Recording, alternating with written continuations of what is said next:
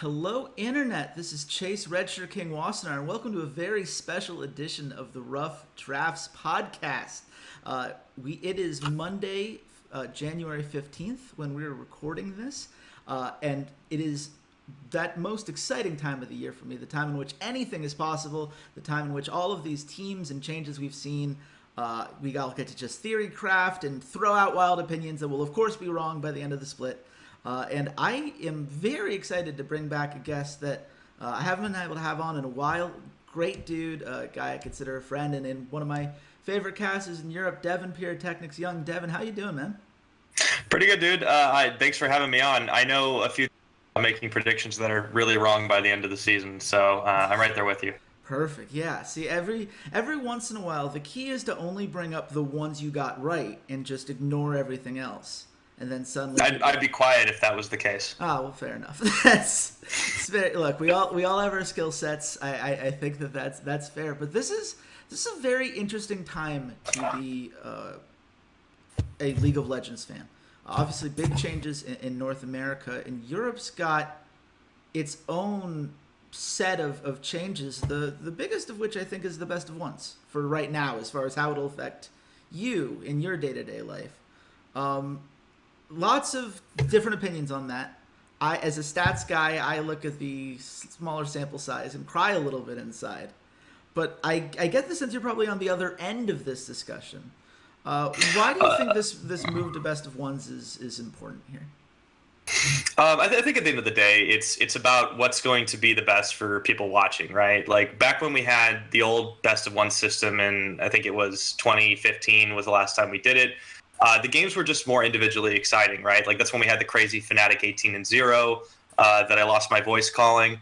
Before that, it's just a lot more like individual games where people will do more exciting, crazy stuff. The adaptation in best of threes that everyone was kind of really hyped on, like seeing teams get better, stronger, and more polished, like the Korean teams were. It didn't really materialize over the time that we saw the teams doing it. We just saw teams being more cautious and trying not to give things up. And instead of like saying, okay, screw it, we can try to draft a cheesy comp and just overwhelm them and beat them in like a completely nutty game. And I'm really looking forward to seeing more of that kind of stuff happen this year. See, that's interesting because you would think in a best of three, it's like, oh, well, I can afford to throw away a game if it goes horribly wrong, if the cheese backfires. Then I can adjust and make changes and try to beat them straight up in the next game. But you're implying that like there's this kind of fear of the loss of even a single game in that best of three. You don't want to be the one having to crawl back that kept people from wanting to go in on those strategies. Yeah, I think it's a little counterintuitive, I'll admit, but it just didn't seem to happen that way. Like I saw teams not really going for really strange strategies or trying to do different things, even in those best of threes, or at least the way I was seeing the games unfold. It seemed much more like stock standard. Maybe it has to do with more of the meta just didn't change as much in the year that we tried best of two and then best of three. It's certainly possible that I'm kind of like reading it wrong there, but I just remember more individually exciting games. And also teams have to prepare for more than one opponent too, right? Like it's actually harder for the teams because they're going to be playing twice every week now. So they have to prepare for two completely different teams that might have two completely different play styles. And back when it was just best of threes, then they just prepared for one opponent. So I don't know. It just seemed like there was a lot less of a excitement factor when it comes down to like teams' first games or even sometimes the second games. And the only really truly legendary series were like the ones that were up against some of the best teams in the LCS, like the Fnatic G2 Clash of Kings. That was always a super exciting series, but we only got to see it twice last summer. Yeah, and people who watched EU last split can understand that the gap that existed between the playoff teams and the not playoff teams for a good chunk of the split.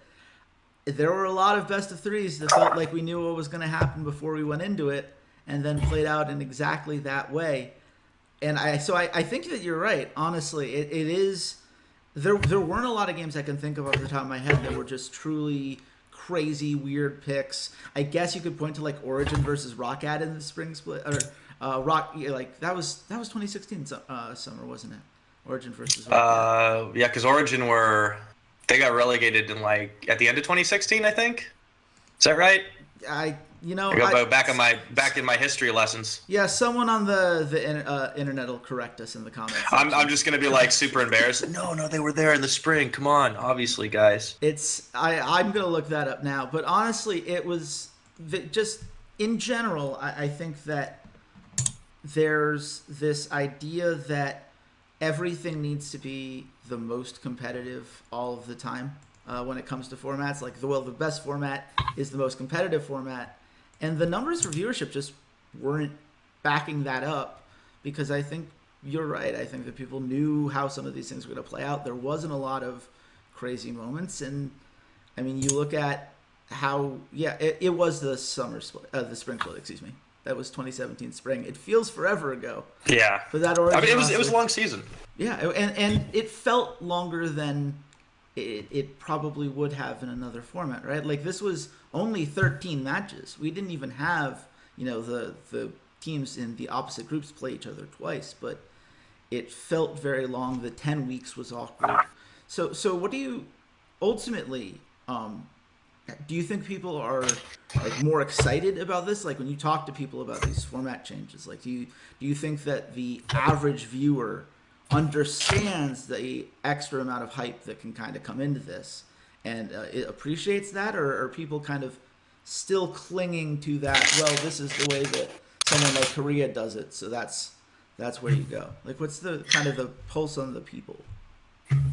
Well, most of the people that I've seen on on Twitter or social medias and stuff are pretty excited, but I don't think there's really any one particular cause. The format's part of it. Like, in a sense, there's less games, so it's more exciting to see the games that are actually going to be unfolding. There's a certain value and scarcity, right? Like last year with every major region doing these like best of threes, there's just so much league that you can't even watch it all. Like, I mean, it's my job, and I have to pick like 2 or 3 regions to watch maximum, because I just don't have any time to sleep otherwise, and it's just really difficult. So now it's a lot easier to catch things. I think the thing that fans seem most excited for, and I'm really excited for, is a better time. It's been a big pain point for a long time. The EU LCS was not on weekends for the most part.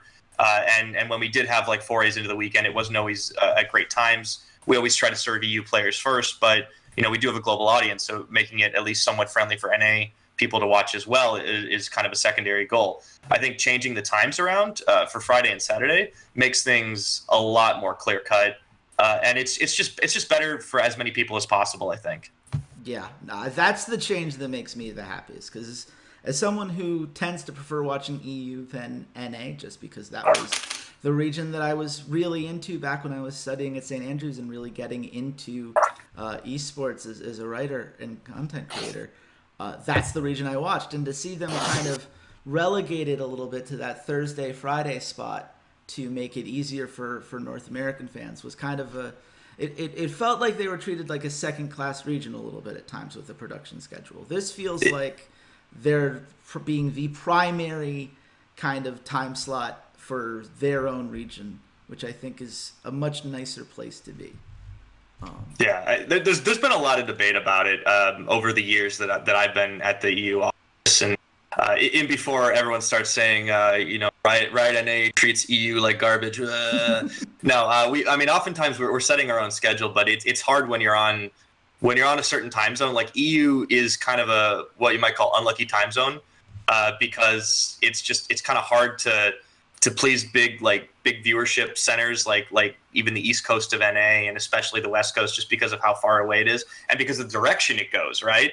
So like if you wanna have something at night, for NA that's like going to be early morning. If you want to have something in the morning or in the afternoon, it's going to be like ridiculously early in the morning. So we're talking like NA fans trying to watch Korea or Chinese League of Legends. So yeah, it's always been a little difficult to try and broadcast for people that are outside of CET or like within one time zone of it.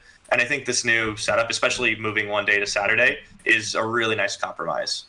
Yeah, no, I agree with all of that. And honestly, like at the end of the day, when I weigh all of the pros and cons of the format change in particular for me, I get to watch all the games this time without killing myself in the process. So this is going to be quite nice. I can actually try to expand into some other regions and do things, So I'm really excited to kind of see how all of that plays out.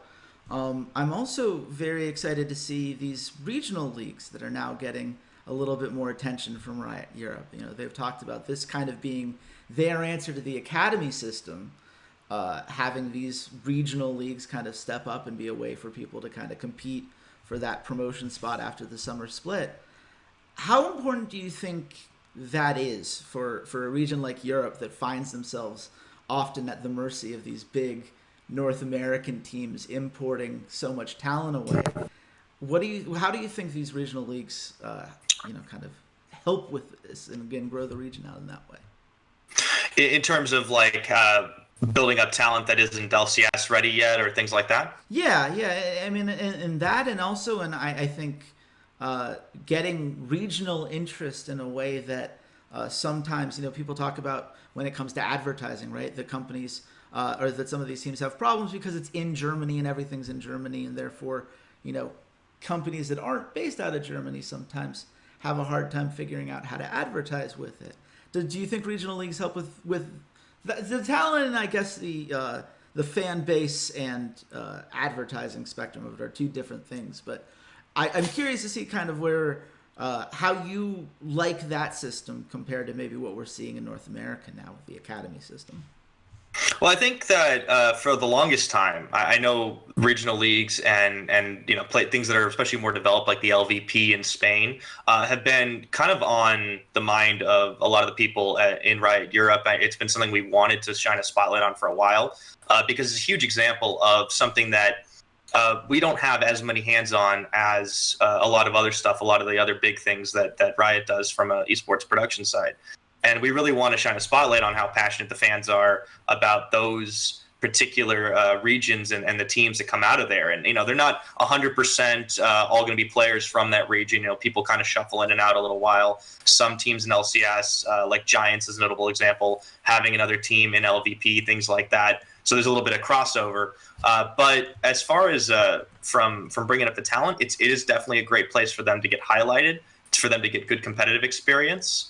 And at the same time, it's also really, really cool to see kind of like a much more organic league. I don't know if you've ever been to any of these live finals or seen a lot of pictures from them. But again, I keep going back to the LVP because it's the one that's always in the front of my mind. It's just like, it's crazy cool how many people and how loud they actually get for these types of big finals. They don't have to be specifically connected to the LCS. It doesn't have to be like, you win and like you get a chance to promote up or whatever. But it kind of makes it feels a little bit more like this intercontinental thing. You have these teams that are all competing in their own home leagues. You have the LCS teams that kind of feels a bit like a Champions League of like some of Europe's best of the best. And they can operate in tandem with one another too. So it's just generally like, if you're somebody from a particular country in Europe, France, Spain, I believe, like the Nordics are going to, they kind of have their big thing with Ragnarok.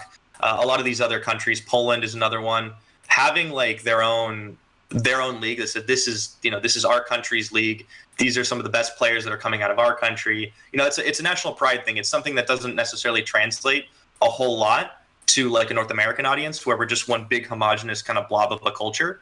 Everybody has like lots of specific distinct things, and language is just one of those.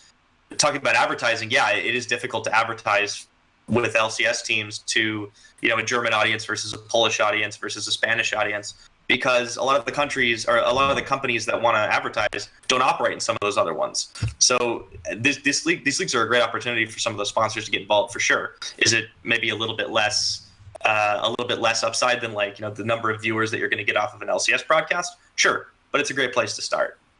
Yeah, no, absolutely. I love the concept of these regional leagues. They've been something that's kind of been bubbling under the surface for a while. Like the diehard people knew that it existed, but hadn't gotten the same maybe attention just because there was the challenger scene as well as the LCS, and that's kind of what people stuck to. But having this kind of elevated now, I think does so much as far as giving that regional pride, allowing people to have, I think that sometimes people forget how cool it can be, especially in North America. As you said, we're like a blob. We have so many of our own players from that one thing. But like I have a friend who comes from Denmark, and she used to love the Copenhagen Wolves because that was the Danish team.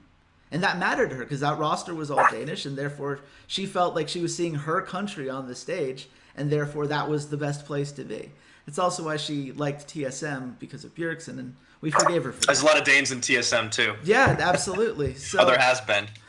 Yeah, no, for sure. It's nice to have that, and I think that it has more of an effect than people realize. And I hope that regardless of what happens in 2019 and on for a franchise system, or I hope not the 24 team 4 region of 6 leagues that all come together. Champions League. Yeah, it's Champions League. I get that. I do.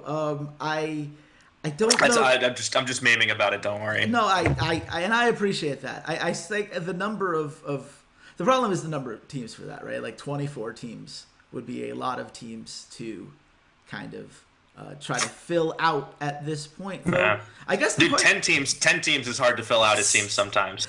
Yeah, we're going to talk about that a little bit towards the end of the podcast. But I want to talk to you before we move on to the game analysis on casting, because I think casting is one of those things that's come up in conversation a little bit more recently.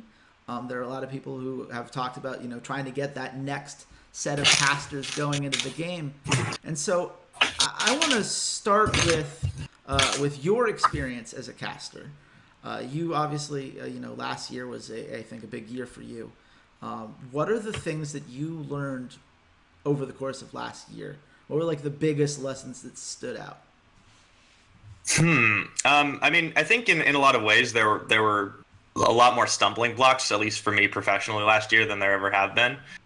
Partially it's because the bar gets higher every year, right? You're all every professional caster is always striving to get better and better and better, and that means with everyone kind of competing for a limited number of spots that are available inside and outside of already established caster teams. It's always more difficult to try and continue pushing forward, and finding your niche is super important. The most important thing I learned is that you need to be really consistently on brand with with who your personality is as a caster. And I'm not saying it has to be 100% everything you think and do all the time, but when you're on the desk, you want to present a very consistent face. If you're the funny guy, then you should stick to trying to do funny stuff. Even if it's a serious match, it doesn't mean you can't fit in a little bit of funny things every now and again. If you're the kind of person that's known for really hard-hitting analysis, you probably should do a lot of that no matter what, even if the games are clown fiestas and things like that. There's obviously always wiggle room, but being consistent with the face that you show to the audience, I think, is important.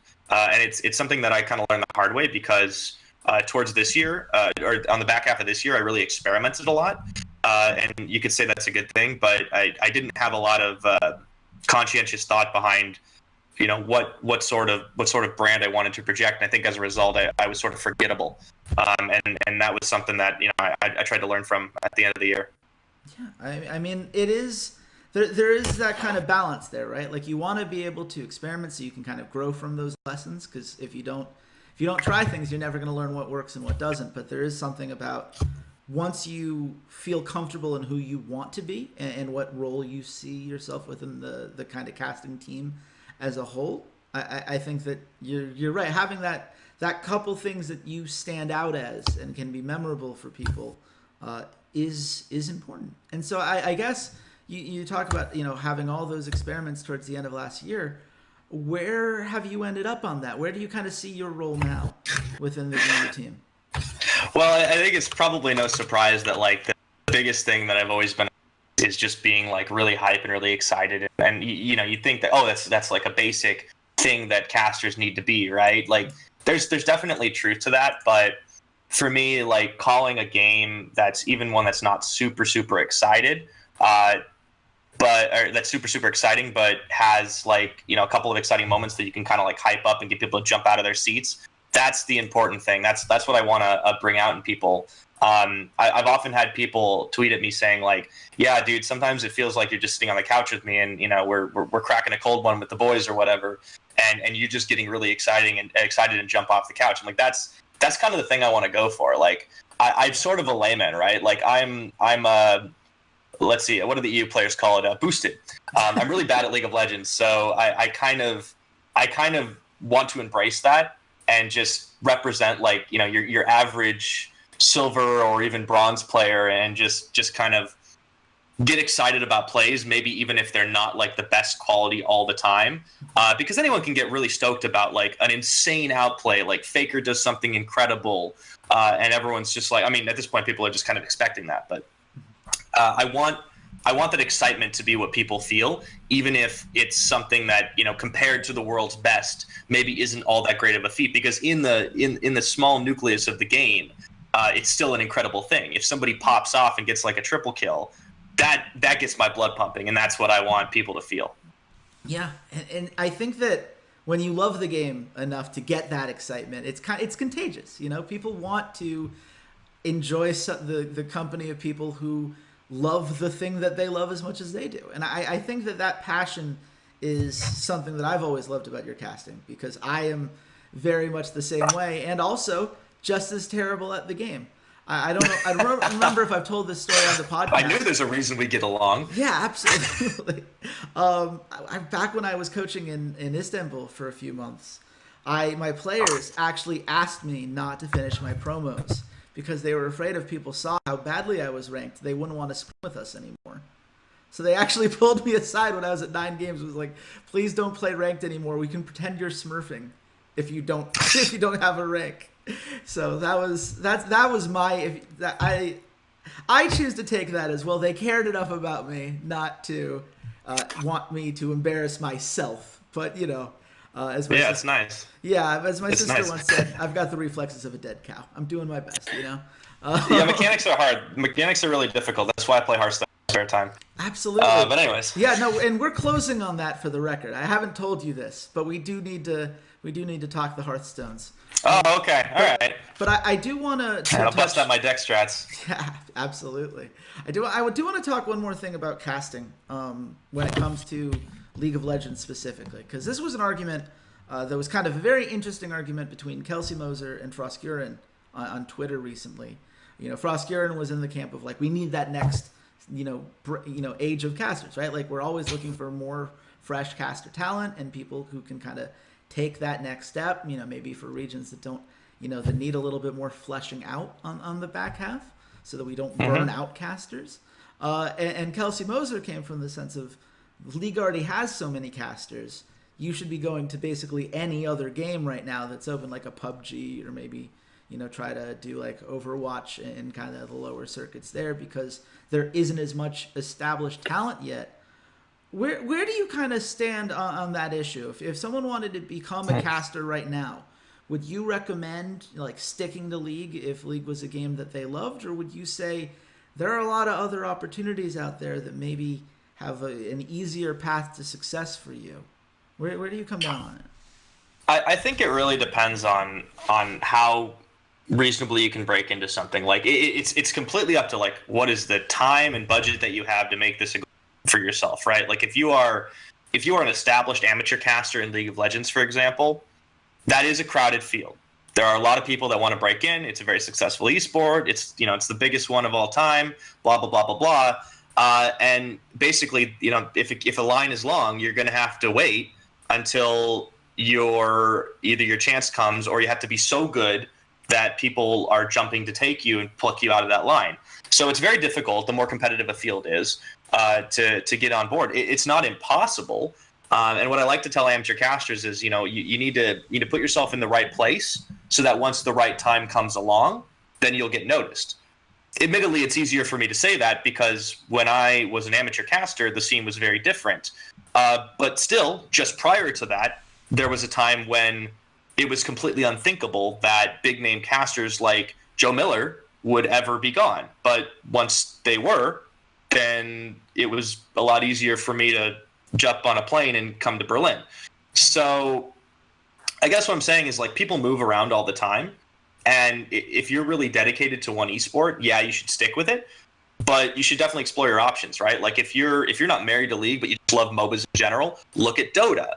I mean, there's no reason to even look at Heroes of the Storm. I don't think it's huge, but it's still like it's got a scene, right? There's always options around, and yeah, you mentioned like PUBG and Overwatch are up and coming. We saw some talent on Overwatch League that this last week that isn't some of that haven't been super visible before, because while they've been doing Overwatch, it hasn't been like really big. So people will always get their breaks. There's always be a chance. There's plenty of esports that don't exist yet that probably will in a couple of years. So I think if you're a caster, you definitely need to be able to be flexible. But if you've got your heart set on one particular title, then just make sure you're going to be the best at that to make it work. Yeah, I agree with you wholeheartedly. Mostly, I think that people who say, "Oh, just switch games," don't understand that so much of casting is your passion for the game. People can tell if you're being inauthentic and just forcing kind of yourself to learn this new game just because it's the new game to learn. I think people can tell, and I think people within the scene can probably notice that as well. It's not going to be as natural to you. It's not going to be as, it's going to be harder to kind of force those big moments where if you already love the thing, if it's something you are passionate about and you're interested in and you enjoy, that will also come off in your discussion of it. So I think that certainly if you have an interest in a game other than League, I think there are certain games that have an easier path for you right now, at least as we know the casting scene today.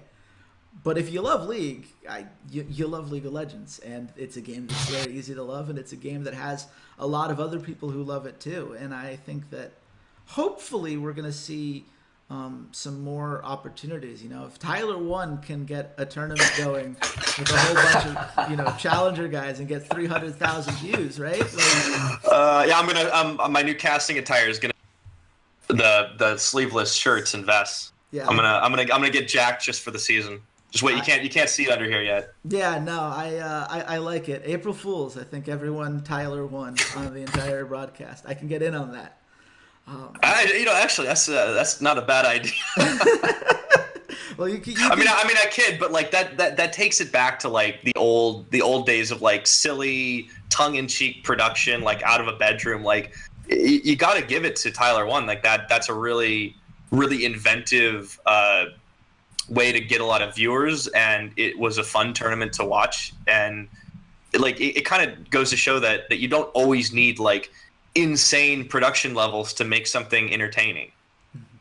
Yeah, if you understand what you're trying to sell to people and provide something that is fun, people will come, and they did. And Tyler 1's stream has been obviously very successful since he's now been unbanned and came back. So that's one of those things where regardless of what you think of the guy, if he's your type of content creator or not, very great guy to watch in terms of like what your potential can be if you can come up with an idea that is purely your own and find a way to kind of sell that.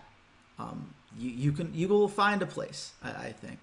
But we need to talk about Europe. We've skirted around it for long enough now. I already did my big roundtable preview by the time that people are watching this, so we don't necessarily have to talk about every team. But I feel like this league right now is divided into 3 obvious tiers right now, and you can argue 4, depending on how much you really like the top couple of teams. But let's start from the bottom. Giants and ROCCAT both seem to be teams that a lot of people are worried about. As a ROCCAT fan, I'm terrified of this split. I think that there are some problems on, I think, both rosters, some of which not necessarily their fault, right? Like Giants had 4 of their 5 guys that made it to the through the challenger scene, kind of signed away by Vitality. But yeah, it's going to be a good grudge match, by the way. I'm looking forward to that one. Oh yeah, that's gonna be fun. We haven't had like a natural rivalry like that come about in a while, so that's gonna be cool. But when you look at these rosters, are they as bad as people think? Are these rosters as weak as maybe they may look on paper? Or do you think there's some potential that people could be watching out for? All right, so just before I answer that question, I'll just let you know that the other thing I do kind of think about myself as an optimist. So on that note, it does look really bad for these teams, but I like what ROCCAT have done historically, which is they've taken people that haven't really given anyone a reason to be excited, and they've been able to work some magic. It's kind of like a mini Unicorns of Love effect, where like they bring in people that nobody really knows done anything in their league careers that people are aware of, and somehow they come together to do something. Like last year's ROCCAT, they were slaying kings, right? Like they nearly made the playoffs in spring. They knocked off G2 in the summer, even though they also lost to the G2 sub squad. We're going to pretend that didn't happen. But like I look at their lineup and I'm like, okay, well, if you just run it down, like Prophet, he was on NIP. Like the guy didn't get a chance to do a whole lot. I'm not going to be a total apologist. Like he probably still has some communication issues, but this is a dude that was on SKT at one point. The golden hand of Faker has touched his shoulder. So clearly he's got some potential there. I know that's a loaded term, potential, but whatever. I think he has it in him to be a good top laner. I wonder if he's going to have the chance on this team. Memento, I think, also hasn't had a ton of a chance because he's been on Giants when they got relegated. Like, I don't think he's a fantastic jungler, but we saw a little bit of glimmers of brilliance out of him. I think he's a very smart player. Just talking to him, he thinks about the game in a lot of interesting ways. I actually really want to see him more on like the analyst desk, for instance, and interviewing, just to get a sense of like what he thinks the team is doing. Blanc, I think everyone's actually probably like hyped for him. I don't know that much about him, so I'm going to kind of reserve judgment, to be honest. And then the bottom lane is, I guess, probably where the really big obvious weak points are. HQ hasn't really shown us much in his short time in the LCS, and Norscaren's coming in brand new, so I'm not really sure what to expect. But here is the big silver lining for this team. They have the undefeated Freddy122 as a coach. When he subbed into coach ROCCAT during the last season, they didn't lose a game. Just want to put it out there. So if he can keep his record intact, ROCCAT can go all the way to the playoffs.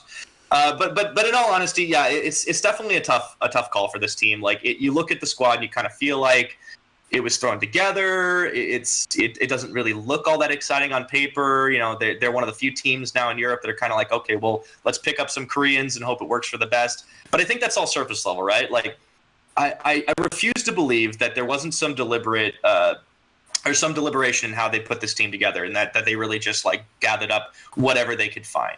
So we'll see if it actually does pan out, if they can pick up some surprising games. No one is really giving them a lot of a chance, so they've really got nowhere to go but up. Then for Giants, I think this one is definitely a little bit more dire. I actually have this team rated as my 10th, just because looking at their lineup, I'm a little less excited for it than I am for ROCCAT. Ruin is the only guy that's still staying on this team, and I don't think he was particularly noteworthy in Giants' victory back into the LCS. It was the other four guys, the betrayers that went to Vitality, if you will. And then I look at the rest of it, and you kind of got these old Vitality guys like Joko and Steelback, Betsy, who's been around forever, but like I mostly think of him as like he's good at Swain, and that's kind of it. So if Swain comes back into meta, maybe this is a good team. I don't know. Targamas, I don't really know anything about him, so there's too many unknowns and too many kind of older players that we haven't seen much from. The exception to that rule, on the positive track, right? It's a positive notion. Steelback at one point was a great player. A lot of people can forget that this is a guy that was on Fnatic during their early run in 2015, and then got booted when Reckless came back to the lineup because he couldn't hang with the big boys at MSI. But prior to that, he looked really good. He's always been a very reserved player. He sits back, he cleans up kills. You think like the Jhin, like 3-man ulting curtain calls, that kind of stuff. But he is a very smart player in a lot of ways. And I think Steelback is never the kind of player who just sits back and doesn't care. He always tryhards. You'd think that, that's a requirement to play in the LCS. But towards the end of the season, when you feel like it doesn't matter anymore, like you can see players kind of visibly getting a little sluggish, losing some motivation. That never happens to Steelback. So if that attitude is kind of infectious, maybe he can rally this team. Maybe he can bring them all together. I'm not super hopeful for this team's chances, but again, just like ROCCAT, there's no expectations, so maybe they can surprise people. Yeah, I try to be an eternal optimist as well. So the one thing I could say for Giants, Steelback has been at his best when he is the number one primary carry and is given as much gold share as possible. He probably will be on this team too. He absolutely should be. If they're not, then Giants. I don't know what Giants' strategy would be outside of that. But honestly, I watched enough Betsy games to kind of know how I feel about him. Not ideal, but I do think Steelback has some room to maybe do some things. Targamas, 17-year-old, very raw. That's right. He's really young. Yeah. Yeah, he was playing in the French National League because he wasn't old enough to qualify for the Challenger Series. Not the only one that did that this year, or this last year. It's Sheriff. Sheriff, yeah, which we'll talk about him in a bit because I am excited for him. But, good, because I need to know some stuff about him. I haven't seen him play actually. Okay, good. Yeah, I'm looking forward to this. So I will say on ROCCAT, just because I have to touch on them because they're my favorite team. I think communication is going to take some time. I think that trying to figure out how they're going to communicate between the English players and the Korean players is going to take some time. I think which player is going to emerge as the in-game leader is going to take some time. Mm-hmm. I hope that by the summer split, we see a couple games towards the end where they're starting to put things together. I have a lot of faith in Freddie122. I've heard nothing but great things from everybody. Great coach, man. Undefeated.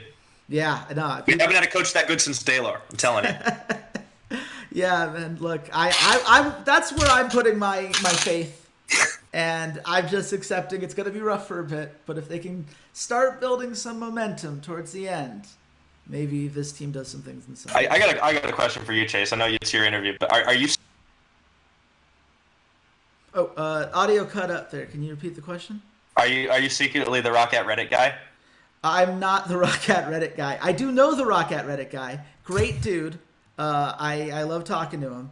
I can only hope that in my role at Unicorn, I can grow into that now that I'm doing social media. That guy is an optimist. Yes. That guy had some fun with G2's Reddit guy over the course of the offseason quite a bit. I'm actually looking forward to when they face off again, even because that series has history now. Yeah, no, absolutely. Those were my fondest moments from last year. So I'm certainly excited to see how all that plays out. Now, the next group of teams that I kind of lumped together, it's the race for the 6th seed.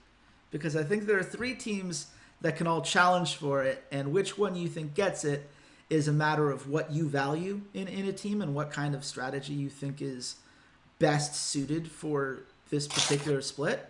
And that would be Vitality, H2K, and the Unicorns of Love. I have been told multiple times that I'm not allowed to underestimate Unicorns of Love again.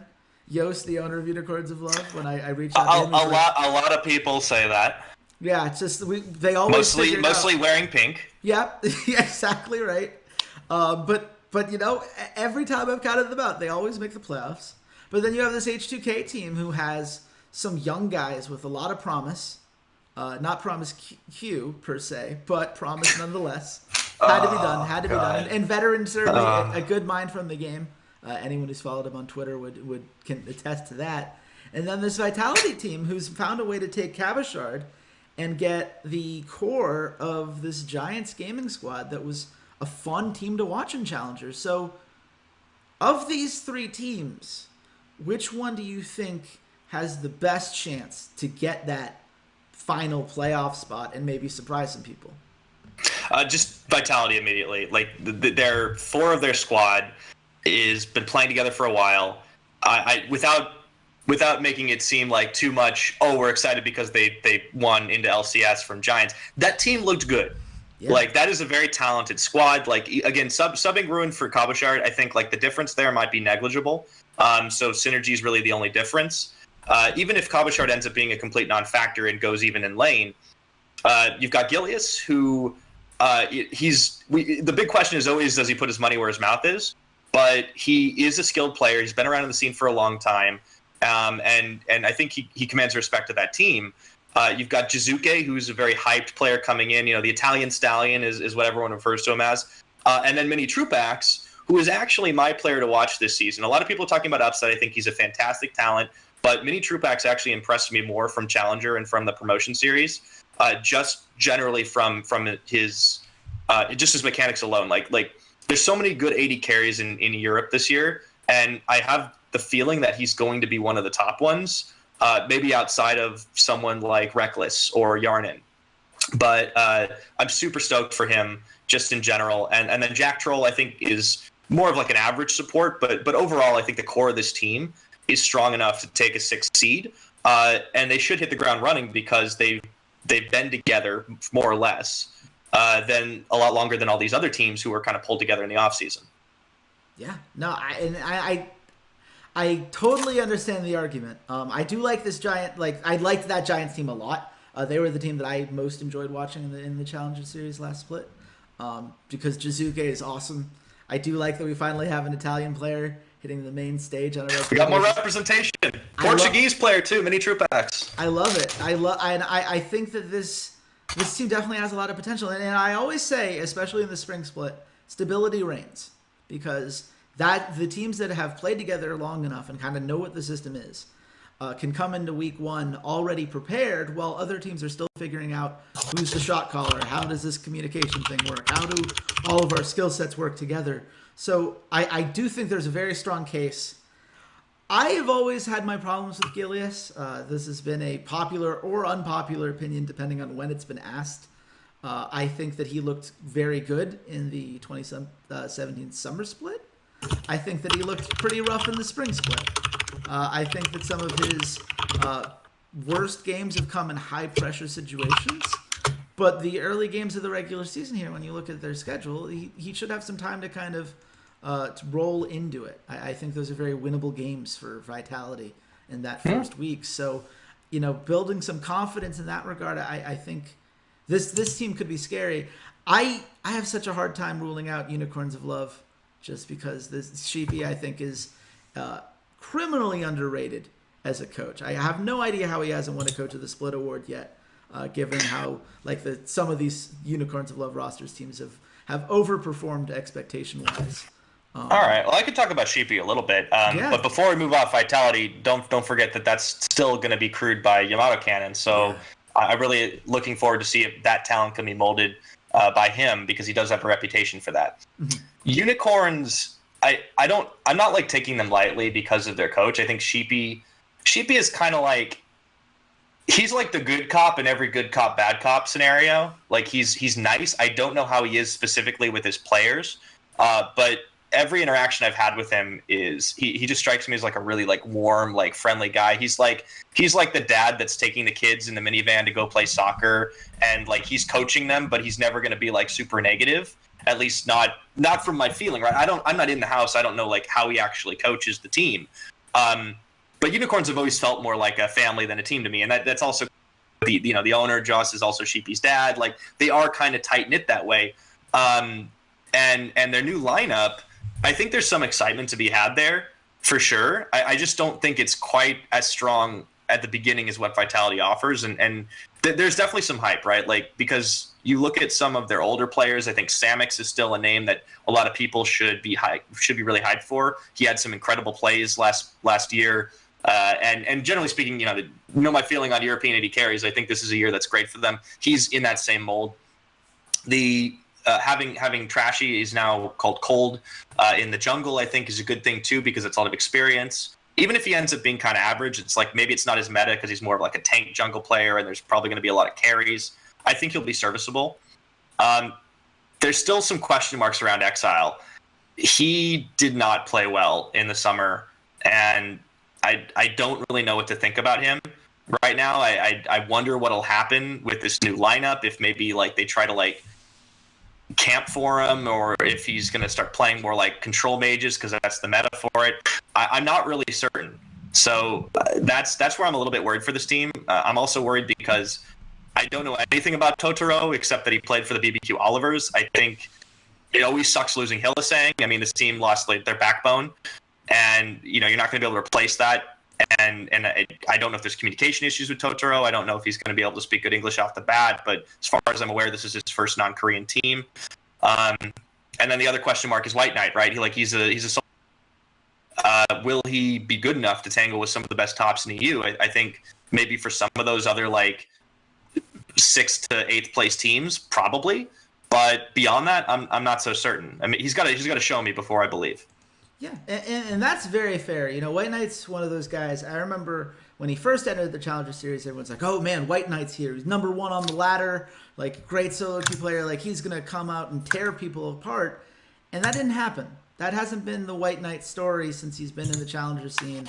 I think that there's still some timing things when it comes to his teleports that need to be improved. Okay, we're back. Drop happened. It's fine. Yay, German internet.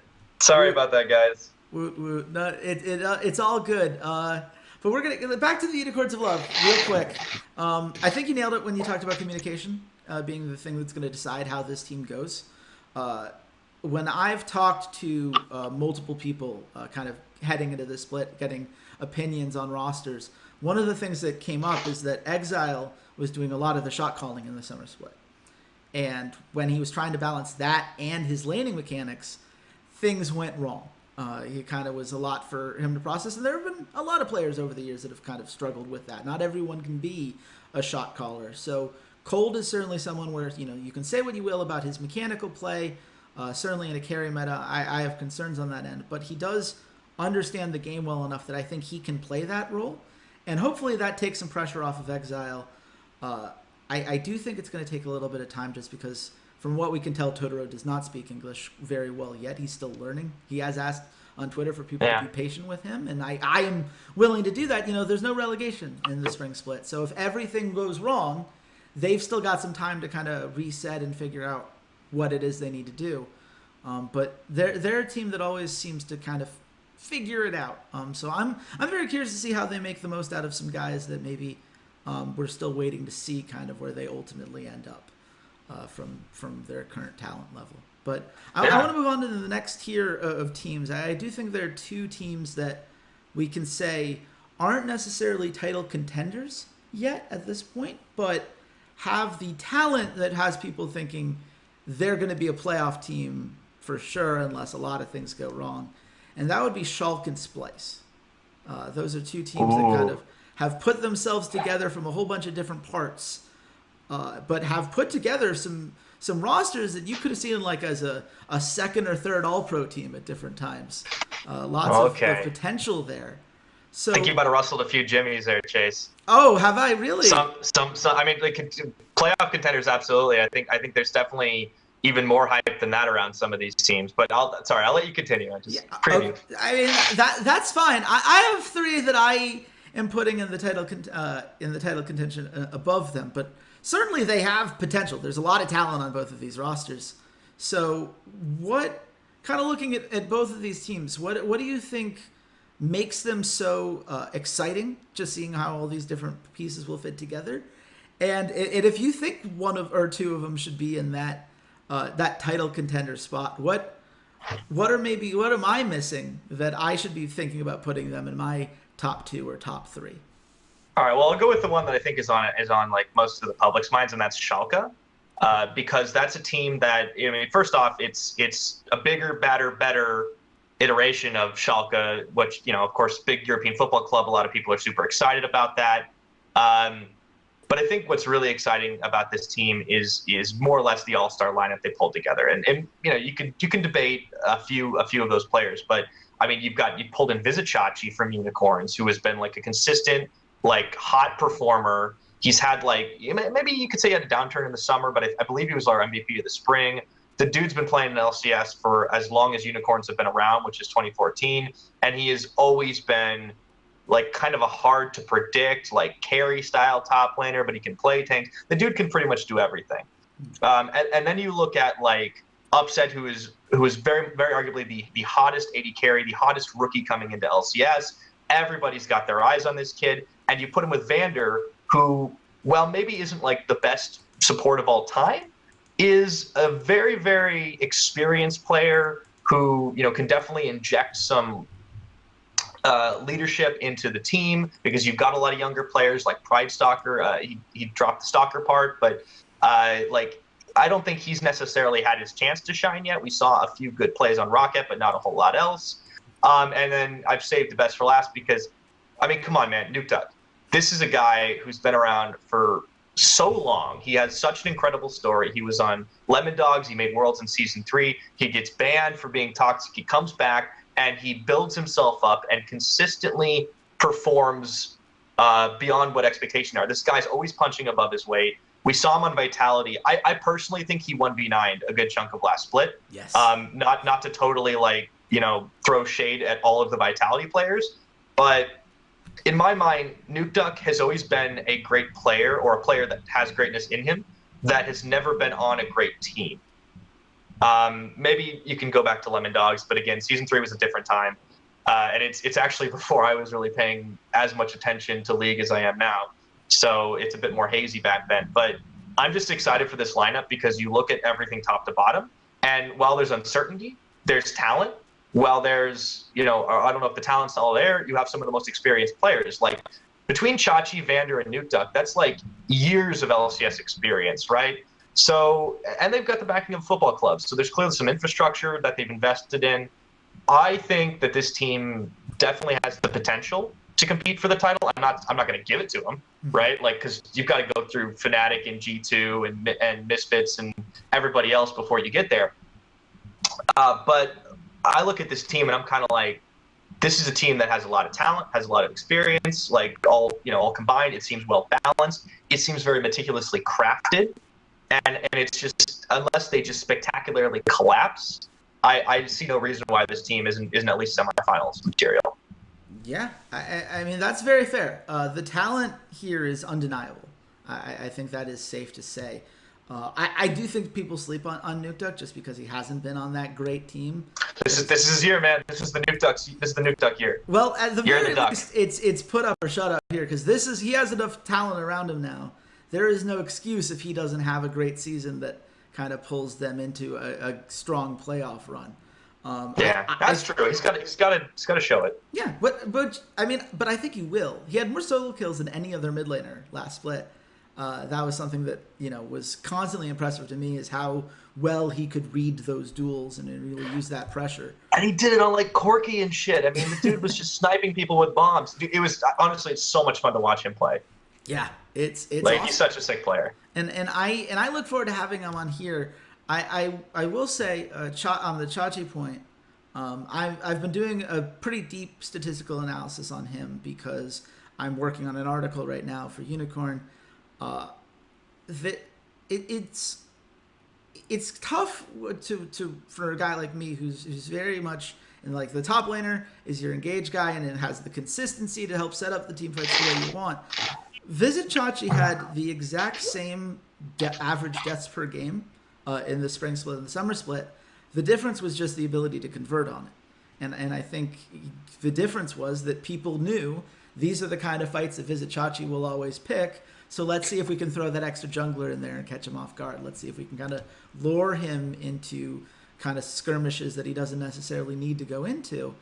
And that to me is a concern. I'm not going to say it takes away from how good of a player he is from a talent perspective, from a laning perspective. He's clearly very good. He was in spring an absolute monster and earned that MVP award. But I do think that at least when we're looking at like consistency, can you trust that he's going to be that kind of beast on this team? I think if this team's going to be really good, it's going to be from the bottom half of the map. It's going to be Nukeduck and Upset really taking those team fights well, so that whether you have the great Visit Chachi game or the okay Visit Chachi game, it's not going to matter because the team fighting that they have potentially here is incredible. And I think will matter more than maybe the skirmish potential that defined the Unicorns of Love roster. Sure.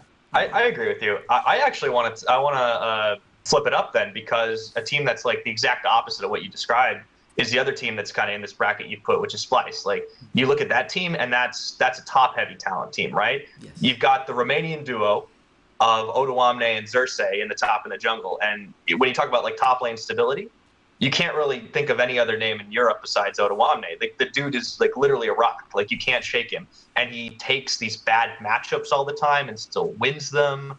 Like he's definitely a contender for one of the best top laners in Europe. I think he's going to have to fight SOAS for that, but I'm really excited for this team as well, because I think they took a lot of talented players from a lot of different spaces and threw them together in a lineup that looks pretty cool, at least on paper. Like some of that is buzz, right? Like aside from the top and the jungle, I mean, there's definitely question marks around Niski because he went, after winning with Fnatic Academy, he looked really, really hype, and then he went over to NA and played on Envy. It was kind of like, eh. So we'll see how he does, especially in the pool of European mid laners. But Kabi is always a player that's been good. I think he may not have necessarily filled into his position or filled into his reputation, if you will. Like he has carry potential, but he doesn't always hit it. And I'm wondering if Kasing has still got it, because we haven't heard much of Kasing last year, right? He was kind of stuck in Challenger for a little while, a little hard stuck. But the last time he was in LCS, he played really well I believe on the old Vitality roster, and prior to that H2K. So we'll see if Raymond's still got it, because he earned himself a pretty good reputation, and if he delivers, I feel like the Splyce team is definitely one to watch out for. Yeah, I think the name of the game for the Splyce team is potential and growth. There are a lot of young guys on here in Xerxes and Niski who we're looking at. What does year 2 look like of your LCS career? If Xerxes keeps developing, I mean, I thought he did wonders for that Unicorns of Love team. At times, I thought he was the most valuable part of that team in terms of how he facilitated the growth of his teammates. He really did a lot to set them up for success and allow them to optimize some of those laning matchups from time to time. So I really like the guy in terms of the pathing decisions that he makes. And I thought Niski got better as the split went on. I think his playoff series with Envy was the best that he looked. I thought he did very well in that particular series. Definitely had some mixed reviews before that, but if this is an upwards curve, this team could be real good. It's going to be very, very interesting to see how that all settles itself out. Another Brazilian coach, the guy Peter Dunn this time. Yeah, Peter Dunn. He's getting a lot of buzz too these days, actually. I mean, I guess it's kind of merited when you're coming from INTZ, right? That's a big Brazilian squad. Everybody kind of thinks about them. I mean, they're not like Red Canids from Worlds, but that's a team with a lot of history as well. And it's just how well is he going to shape this team? We talked a lot, the casters, in our pre-season discussion, and I think the one thing that we really hit consensus on this team is this is a team that's built to win right now. They should actually hit the ground running. But I mean, it's going to be a tough ask because their first game's against Fnatic. Yeah, no, that's a tough way to start for sure. And let's get into it. There are the 3 teams that I think are the top title contenders for me, just because it has the mix of talent and experience, and they happen to be the 3 teams that went to Worlds for prestige for Europe. Yeah, so there's certainly prestige there as well, and that's Fnatic, G2, Misfits. I love all of these rosters a lot. I think that they each made some interesting moves that are definitely worth talking about here. Let's just go one at a time. I'll go in alphabetical order because I don't necessarily I think it all comes down to preference of what you value in terms of what you imagine is going to be the best title contender here. So let's start with Fnatic, because Fnatic, they bring in Hylissang now. Hylissang's a guy who certainly a veteran, certainly a guy who understands how to play the map and does that well. Very aggressive, now being paired with a AD carry that we usually think of for being a little bit more passive in the laning phase, going for objective control rather than those skirmishes. How do you think this spot lane ultimately plays out? Is this Hylissang having to learn how to be more reserved and kind of taking that step back to play the Fnatic system? Or do you think that Reckless, having come off the back of his MVP split in the summer, kind of takes that next step of I'm going to come at you and start making plays a little bit more aggressively there? Well, so these are 2 players that have been around for a long time. I feel like nature's going to be hard to change, old held habits die hard and all that. And in a way, I don't actually feel like they have to fight over it, because they don't want to do necessarily different things. Reckless wants to play reserved in lane. Hylissang wants to be aggro, but he doesn't want to be aggro in bot lane. He wants to roam mid and get plays. So I actually think this is perfectly fine for Fnatic. Reckless can literally just sit in 1v2 forever against most duo lanes and be completely fine. And I'm actually expecting Hylissang to just set up some sick plays with caps in mid or something like that. Or go anywhere else. Shen support is meta. So we could see him going top, or going for a submarine ult onto a Broxa Nidalee or something like that, or Kha'Zix. I think, first off, this is like a great meta for Fnatic. Yeah. Like you look at like all the types of champions that people are playing in the preseason that we've seen in the LPL as of today, and I think this suits everybody, right? Like Soaz, I mean, okay, maybe he's going to have to play some dog champs, but he doesn't have to. His Gnar is really good. Broxa loves to play aggro champions. I want to see more Kha'Zix. I want to see more Nidalee. I want to see maybe even Rengar pops up or something like that. They played it in LPL today. And then Caps can pretty much play whatever, right? Like he's going to be perfectly fine. Reckless will pick like his 380 carries and stick with them. One of them's going to be Kalista maybe this time, but maybe not. Maybe he just stays on Tristana or something like that. Please, no more Kennen. Save it for the top lane. But anyways, I think on paper this team is really great because they've made one change and it's a definite upgrade. Jess has, I think, played out of his mind last year, but I think it's hard to dispute that Hylissang is mechanically a better player. He's a little more reserved though, like he's not as outspoken. So I think with Fnatic, the only thing that concerns me is as always communication. Like this is a team that they have had history of like having comms breakdowns. That, you know, they can get a little emotional. So if they get off onto the wrong foot, that worries me. But if that doesn't happen, I don't see any reason why they're not winning. Like this is the most likely year that they can reclaim that throne that G2 have held on to for 4 splits in a row now. Yeah, no, absolutely. I love the way you kind of put that mixture of styles. I hadn't thought of it that way, but you're right. There's certainly a chance that Reckless is like, yeah, go ahead and do your thing. I'm happy just kind of taking this slow and playing to my strength there. And certainly a guy like Caps and Soaz, those are two guys that are very happy if you want to throw some attention their way. So I was like, wait, I don't need to play a dog champ. I can actually go out and do things in lane and someone will help me do it. So I think that has a lot of potential there. And also, again, as someone who loves looking at coaching staffs and things, getting Young Buck to join, it just feels unfair. Like Young Buck is such a good coach and has proven himself so much with his time at G2.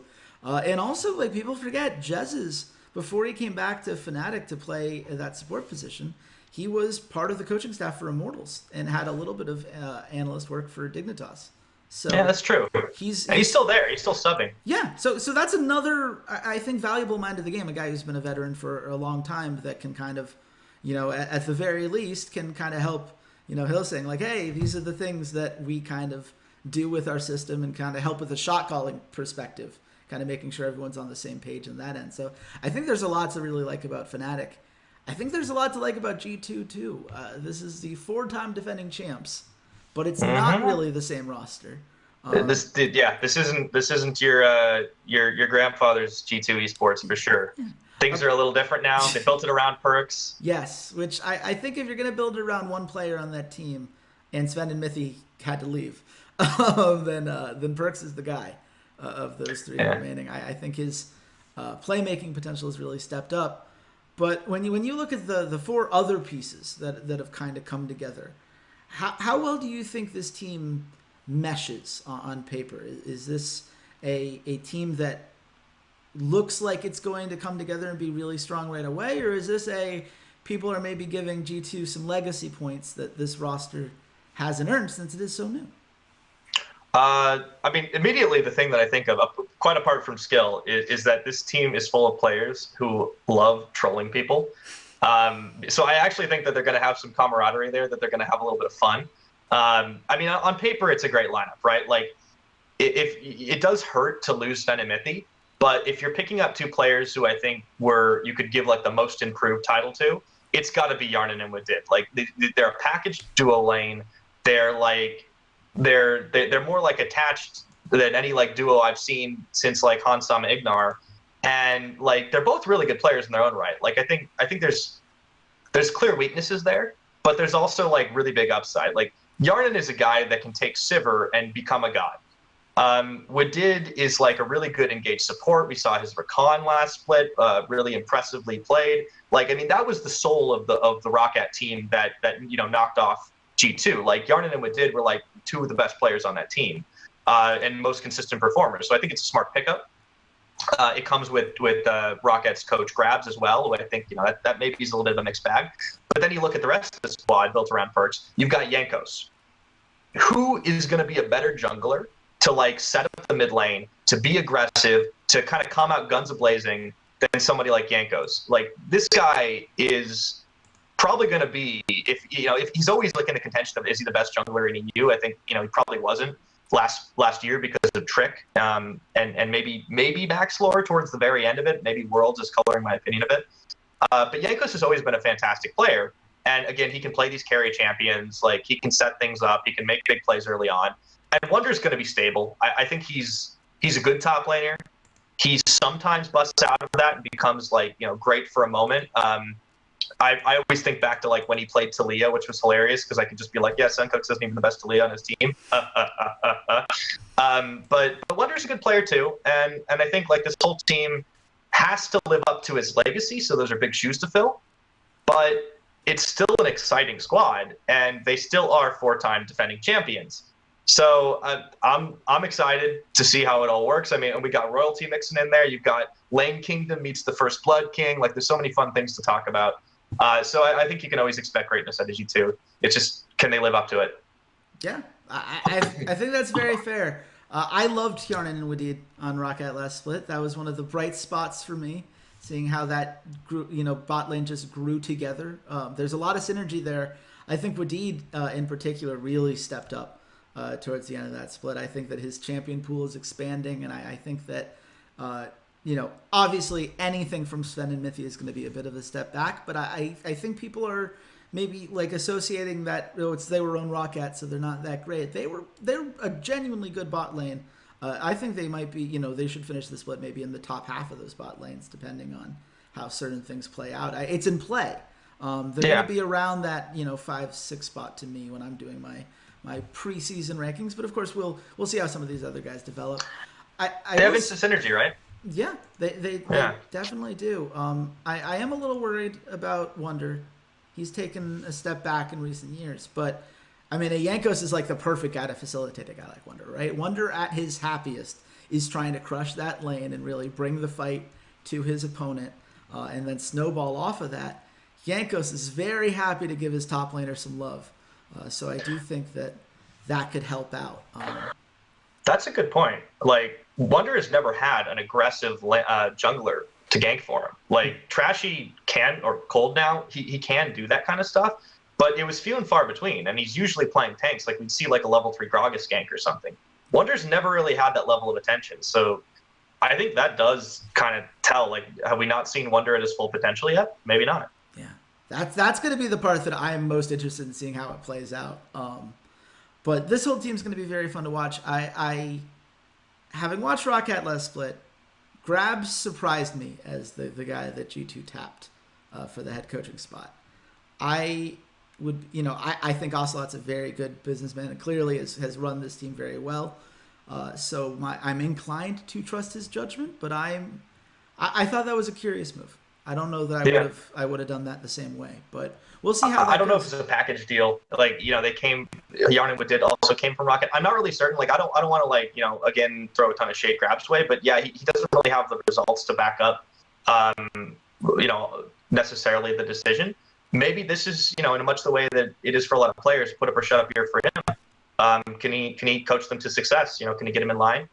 I don't know. We'll have to find out. That's probably the biggest question mark on the squad, to be honest. Yeah, I agree with you 100%, and it will be very interesting to see how the system that he creates kind of runs together and develops over the course of the split, whether he does continue to innovate in the way that the top coaches need to. Last team, a team that I've been calling my esports mistress, because I'm loyal to ROCCAT. They're my favorite team. I love them very much. But this is your side team? Yeah, there's some attraction there. We're flirting a bit. You realize this is public, so if ROCCAT watches this, you're in trouble. Yeah, I understand. Hashtag set the rules. Hashtag ROCCAT win. I would be clear. That's my team. I love them. I will stand by that. I love you, Fly, if you're watching this. But this Misfits team is just so fun. And the way that they developed over the course of the year, I think that Maxlore and Hans Sama in particular stepped up so well towards the end of the summer split, and then at Worlds they took even a bigger leap forward. And then they got these two Splyce players who I happen to like quite a bit. I wrote an article actually saying that I think Sencux and Mickey can be an upgrade for this team. Because I think Senkux is a little bit more consistent, not as many flashy plays, but the same style. Like he loves to roam. He plays a lot of roaming mid laners, like the Cassidon plays Aurelion Sol. He plays weird stuff. Yeah, I was gonna say Aurelion Sol. Yeah, I mean he doesn't build Nashor's Tooth or Orianna, but he does do weird shit. that he does, and then you have Mickey, who not as quite aggressive like big playmaker style, but a very good zoning support, very good in lane trying to build things going. So when you look at these changes, do you think it's an upgrade, side grade, downgrade that'll take some time? Where do you see this?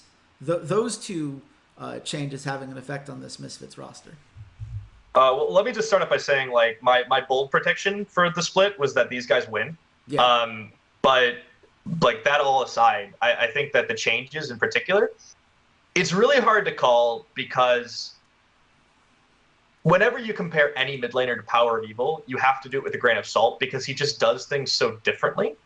So while Senkux has kind of had ups and downs in his career, I don't think he was at the top of his game towards the end of Splyce's summer 2017. But we've seen him at better. We've seen him play really, really well, and I think his ceiling is quite high.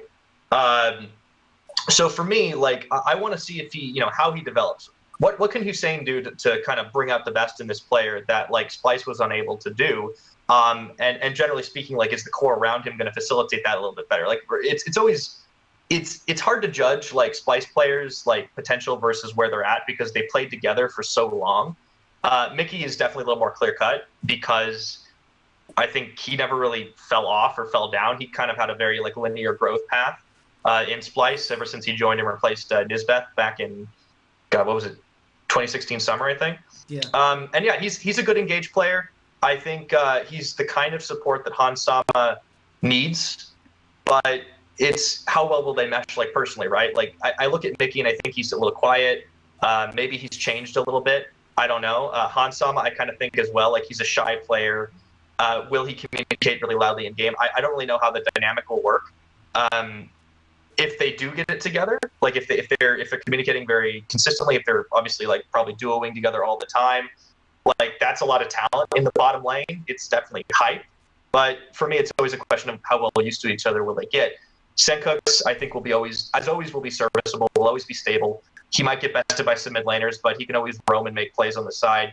And then, I mean, the real exciting part about this team is Alfari and Maxlor sticking together. Like, these guys, two British lads having a good time, going out in the night and just bashing some heads in all over the Rift.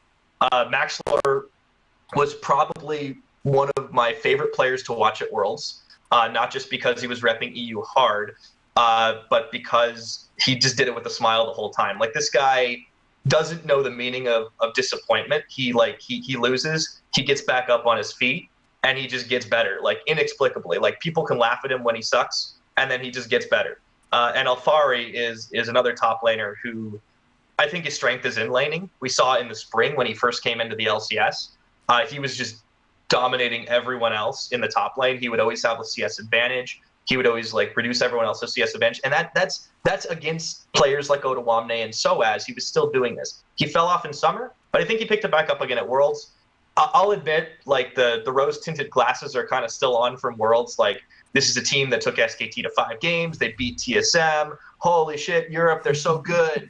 Like, but you can't deny, like, they've got that brand sexiness now. Like, they picked up a lot of fans. They're coming in hot. Like, nobody can say for sure that like they had massive downgrades. Like, I think a lot of people are missing Power of Evil, but I really don't think Senkux is a bad player. So just again, on paper, everything is there to say this team will be at least as good as they were at the end of summer. There's always a reset factor, but if anything, like, they seem just as certain as Fnatic to be a great team. Yeah. I love this roster. I also picked them to be my champions for this split. You're a man of taste, I see. I do my best. I think that Senkux is a great player, and kind of in the same way that we talked about how Jankos might facilitate Wonder to reach a level that we haven't necessarily seen. Maxlor loves to make his mid lane look good. That's something he's done on every team that he's been on, even when with ROCCAT. That was, I think, the best bets he's looked in the last couple of years. Swain worked, but yeah, I agree. Yeah, I mean, yeah. Look, it's relative, right? It's all relative to an extent. But I think that every time I've watched Maxor, I feel like he's such a perfect example of what I want in a jungler, and that he does his job and executes it exactly the way that you would draw it up on a blueprint. He doesn't necessarily, I don't think of him as necessarily the biggest innovator, but he is incredibly efficient. And I think that he's going to be giving Senkux more attention than maybe Senkux has gotten in Splyce on the laning phase and things. And how that facilitates the roaming style that he likes, that makes me salivate. Like, I think the potential there is huge. I think this team's going to maybe slow roll it a bit more than they did last split, because no one's going to be as aggressive as Ignar was on this current roster. But I think that the team fighting capability here is just massive, which is a lot, because I think Hansam is real good. So I'm very excited for this team. I'm very excited for this split. I think this is a split that has, on the top half of the bracket, a lot of teams that I think can surprise some people and really come together well. They, at the very least, building that momentum for the summer split. And on the bottom teams, with the exception of maybe, Giants Gaming, a lot of potential here. A lot of young guys that could maybe take that step forward in their careers and really, improve and become a spicy team that can maybe steal a map or two towards the end, or certainly in summer maybe take that next step forward. So I think this is going to be a really fun split. I can't wait for it to get started. Just 4 more days. 4 more days. Yeah, you and me both, dude. It's gonna. I can't. I need some more league in my life. Like there's been esports. So we got a little LPL. Yeah, today, it was Overwatch League last week, but I want EU to start already. I can't wait. Yeah, absolutely. Do you know what games you're casting this week? I do, actually. So I'm going to be on the end of the week, so you'll get to see me with the G2 ROCCAT spiciness. So at least we got that hype matchup going, and then Misfits versus Schalke. So which I was going to say is actually the one I'm most looking forward to in the first week. Not just because I'm casting it, but because I already talked about Misfits. But again, Schalke is just it's going to be kind of like a puzzle piece thing, right? Like you've got like one obvious winner in each role. So then you kind of like put it together and you're like, oh, I don't know who takes this one. It kind of fits really well back and forth. Yeah. And I'm just super stoked for it. Yeah, it's going to be a great litmus test as to where Schalke is at the beginning of this split. If they do very well in that match, then I think I have to put Schalke in the conversation where I put those last 3 teams we talked about. If it takes, if Misfits can kind of run away with it, well, then it's going to take a little bit more time. Which isn't necessarily a bad thing. That's why we have a full season. So it's going to be very fun. I want to talk about Hearthstone real quick before we wrap up, because all right, do it. That's what you and I have been doing most. I think. Sorry, what? Oh man, because we've got those balance. Like Ben Brode hinted that we're getting balance changes in a month. What are the things that you most want to see them tackle? I think Corridor Creepers is the first one. I think for sure. I'm so conflicted because I run Eboladin. It's good at every deck, but you get it. It's like free on turn 5. Like it's so insane. I honestly think it probably needs to be nerfed to be like your minions only, like getting the +1, because you can still use it like aggro decks, which is what it feels like it fits into to me. I also feel like Beast Hunter could come back with it, but I don't know. Like Hunter's in a really bad state. But other balance changes. Let's see. I hate Spiteful Summoner, but I don't think it's imbalanced because there's so much RNG. Like the amount of times I see somebody like pulling out like a Kun the Forgotten King, and I'm just laughing my ass off. It's definitely like the RNG there is like it makes it like not imbalanced. What's like a really busted deck right now? Probably the Dragon Priest, or not Dragon Priest, whatever the priest is that everyone's running. Yeah, Highlander. But it's gonna rotate, right? Yeah. Highlander's gonna rotate out with the next expansion. So I feel like you don't really need to nerf anything right now. Yeah, that's kind of been Blizzard's strategy, though. Of course, then poor Wild players are like, but I have to live with this. Like that doesn't go away from me. You play Wild like you've accepted your fate. Like you've got Dr. Boom in that shit, man. I don't even touch Wild. Dude, Dr. Boom isn't even that playable nowadays. He's too slow. Like, yeah, but I mean, I'm just throwing it out there. Like, No. I rage quit Hearthstone way back in the day with like Secret Paladin, and like I never want to go back to that, which is why I don't touch Wild. That is very fair. It is amazing though how power creep with that game. Like Secret Paladin is like a tier 4 deck at best nowadays, which is nuts. Yeah. I still have the PTSD. I hate playing against it, but like nowadays, like I've been playing aggro druid in Wild, and like oh yeah, I win by turn 4, like at least 40% of my games, which is just absurd. The other thing I want to touch on is the Hall of Fame, because we're gonna have that rotation soon. Oh, I do have one card that needs to get Hall of Famed. Yeah. Holy shit. I was going to say. I'll give you a hint. It starts with an ice and it ends with a block. I hate that card so much. I have so many games. I have been up against Tempo Burn Mage, and I got him down to 1 health, and I have full board control and 30 health and ice block. Oh, okay, next turn. And he Antonitis like double fireballs me, and I'm like, oh, okay, whatever. And then next turn, ice block. Like the few times I run across Exodia Mage, even, it's just like super frustrating. I even had a game where I don't know if you've run across this yet, but it's now possible to run Exodia Mage without the quest. Oh my, yeah. Yeah, so like I had this guy because it's because of crap. What is the new card that lets you do it? I gotta look it up really quick. Well, I mean, there's always been the Antonitis for Sorcerer's Apprentices. So you either Simulacrum right now allows you to copy. Yeah, well, and Leyline Manipulator. That's what it is. Yeah. So like, yeah, so basically you Simulacrum, and then you Leyline Manipulator, and you like set up the Exodia without having to use the quest. But the first time I ran into this, I was so confused. I'm like, why is this guy just stalling me? Like, does he just have a really bad hand? And then it gets down to it, and he double ice blocks, of course, and then just like starts BM spamming me immediately, and I'm like, oh shit, here we go. And I'm at 30 health, and like I'm playing like Q block or something, so I have like 5 armor even because I have Gul'dan out, and he just starts like getting it set up, just spams the fireballs, and I almost wanted to rage quit, but I'm like, all right, you completed it, go for it. And I'd never seen that happen before without the quest, and I was just like so astonished and so salty that I had to look it up. I'm like, how is this possible?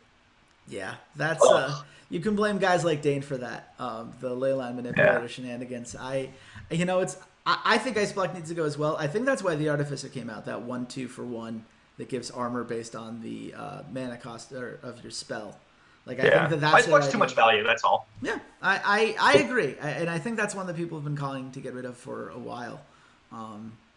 I hope they change Corridor Creeper real hard. And the other thing that I would love, because I play Evolve Shaman, can we not evolve into the darkness that can never be activated? Like just please.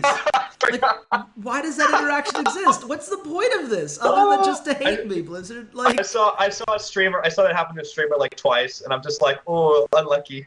Yeah, and you can't even evolve it because once it's evolved into the token, it no longer has a mana cost, which is so it's like Sherazin when he's dormant. Yeah, but at least Sherazin starts not dormant. I hate that so much, and I miss playing Evolve Shaman. That was one of my favorite decks to play. There's the flip side of this for Darkness, because I have a story about the Darkness. First off, I tried running it in like a goofy ass priest deck and it didn't work.